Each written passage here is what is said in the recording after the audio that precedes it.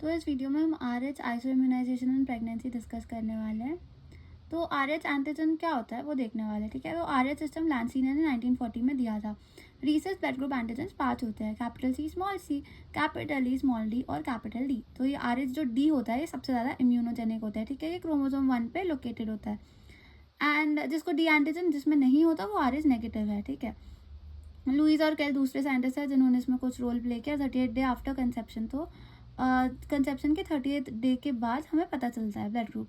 India में incidence 8 से 10% है, ठीक है। RH एंटीजन है तो RH अगर है, RH एंटीजन अगर है ब्लड RBC के ऊपर तो पॉजिटिव, नहीं है तो नेगेटिव, सिंपल। तो आइसो इम्यूनाइजेशन क्या होता है? A process by which immune antibodies are produced in person by entry of an antigen or another individual of same species, the former lacking the antigen। मतलब ये क्या बोल रहे हैं? आइसो इम्यूनाइजेशन क्या होता है? इम्यून एंटीबॉडीज प्रोड्यूस हो रहे हैं, ठीक है, एक इंसान में। कैसे?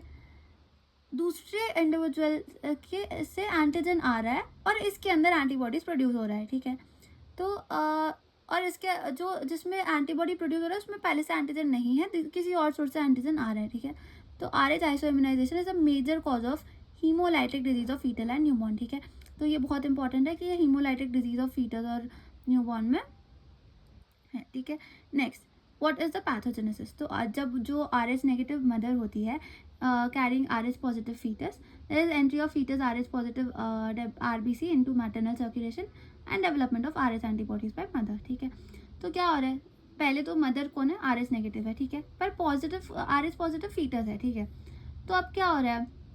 ये जो फीटस का RH पॉजिटिव RBC है मैटरनल सर्कुलेशन में चला गया डिलीवरी के वक्त, ठीक है।